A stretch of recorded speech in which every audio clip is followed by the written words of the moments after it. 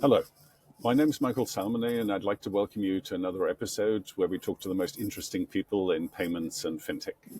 And today we have Chris Pirkner, who is the chairman of EMPSA, and that is a fascinating organization which is basically linking together all the existing successful local mobile payment solutions to build a European and maybe even global solution. Is that roughly right? That is absolutely perfect. That's exactly what we do. Thanks for having me. EMSA stands for the European Mobile Payment Systems Association. So it's a collection of now 11 mobile payment schemes across Europe. And many of the household brands we all know in the payment space, from Swish in Sweden to Vips or Bizum or Blick. And so we got together a few years ago to say, how could we help each other to create a bigger network? That's exactly right.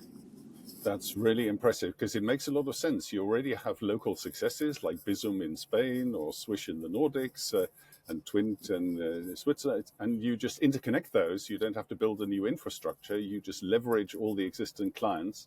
But the question, of course, is, does this interconnection work? Don't you get sort of N times N interconnections, and to get that commercially, legally, technically operable? Is that even feasible? You hit the nail on the head. These are the three key questions, because in the end, technology, how do these schemes talk to each other? What would be a good way to exchange information? Then legally, each of these schemes has their own scheme rules. So how does that translate? Do you need new rules, etc.? And commercially, you're very right. In some countries, these domestic schemes are priced one way, in some slightly differently. In Europe, we have the debit interchange cap, so there's some expectation of what can go around to issuers, but these three are the main topics. The way we try to attack it is very similar to the SIM card business in the telco space. You have a carrier, let's say in Germany, with Vodafone Germany, and then you fly to Italy, and there you then roam, and that's a good term actually to get the understanding. You roam in a different network. You as an end user don't need to care, because you'll just do your phone call, your SMS or your data, and it just works like it works at home. And that's the driving mantra we have for EMSA. Can we build payment roaming, where as a user, you have the right to use your domestic wallet all across Europe without any surcharge and without any barriers? That's the guiding light. That's really exciting because that means that basically a user in Spain who's used to Bizum will just continue using Bizum even though he's in Italy or in the Nordics or whatever. So it's not only this clever interoperability, it also keeps the people in their accustomed space with their accustomed app. And I think you've even proved that this works, right? Can you give a few examples where this interconnection is real? Right. We, after about a year and a half or 2 years, we took all the time to just look at all the schemes and their ins and outs and APIs. We looked at how the money flows. We looked at the scheme rules, as we said. And in the end, we then designed a QR code spec. So how could a new QR code look if we were to start over again? Because some countries are starting or migrating. And so that we submitted to the European Payment Council, which I'm a member, and that got accepted. So that was one big element.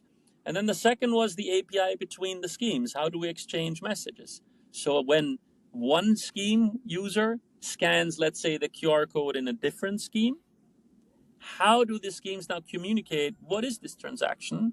Do you want to have it? Can you guarantee it? Are we okay? That communication channel. And yes, after about 2.5 years, I would argue, we had a first proof of concept, but with real production money moving between Twint from Switzerland, Blue Code in Germany and Austria, and Bancomat Pay. So each one of us was in each other's country. It was a fun tour. I went to Zurich and I went to Milano. The colleagues from Italy went the other way, and we paid in each other's coffee houses to show that real money is moving from one scheme to the other scheme without any new merchant contract, no issuing line of code being changed. The only work was between us. The rest, that was the goal. No effort on the internal systems. That's right. And yeah, That's extraordinary. So there's no change neither at the user, like we said before, but also at the merchant level. And you've shown interoperability between many of those. But again, the question, is this scalable, right? I mean, if we're going to think about 27 countries, that's 27 squared interconnections. Isn't that a bit much? super question. And I think I wouldn't be sitting here saying it's a trivial thing. It is not. So let's not pretend it is. But there's a few things that help enormously. First of all, payment data, transaction data is pretty standardized. You need a few attributes to do a transaction: MCC code, an amount, and friendly name of the merchant, and behind the scenes there's IDs flying around. So there is a good set of the payment industry where you find common grounds. And then when you connect with each other, our recommendation, of course, is to not connect one by one by one, but to connect to a central bridge. We designed the APIs to do both because everyone should decide on their own, but we also built the first version of that EMPSA bridge. So if you connect only once into the middle, everybody else who connects, at least technically, is automatically connected to you. So the more Okay, you wonderful. connect, everybody connects to everyone with just one secure tunnel into the central bridge. And we tried to build that bridge so that the bridge knows nothing, so that the data really is between the two participants each. Okay, wonderful. That makes a lot of sense. So you have the one-to-one connection of some cases, but you also have a central thing to improve the scalability thing. Exactly And right. just to understand, you do point-of-sale payments, you do P2P payments, you do e-commerce payments, you do all the various scenarios. Is that roughly right?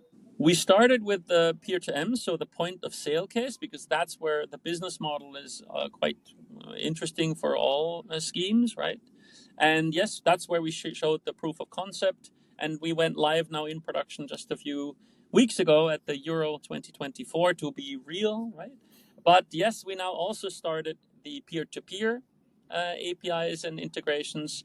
Some of the industry might know Europa, which is where Portugal, Spain, and Italy decided to go public saying, talking about peer-to-peer interoperability, and that's using the EMPSA spec to do interchange between people, so that you can, as a Spaniard, put in an Italian phone number, and then it routes properly to the other side, and the messages get exchanged, and then the money, exactly. So that's now in development, and so looking forward to have that use case too. E-commerce is a different animal. We can go through that, but that's usually the big e-commerce companies want the local brand to be seen. I mean, a Bizum user converts best when they see Bizum and when they do it exactly the same way like they do it always.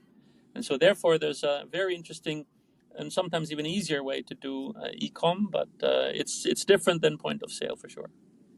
Okay, that makes a lot of sense. You clearly have a huge experience here in this, and that's surely the key success. And you're even going beyond Europe, as I understand, right? So I think Alipay, is that right? So you even connect to China? That was an interesting one because Alipay Plus, the plus is important because Alipay is the Chinese system. Alipay Plus is based in Singapore and is a connection of also roughly 10 or more super apps in Asia. So Gcash, KakaoPay, PayPay, so lots of 1.5 billion users. And in Singapore, they have come together to create roaming.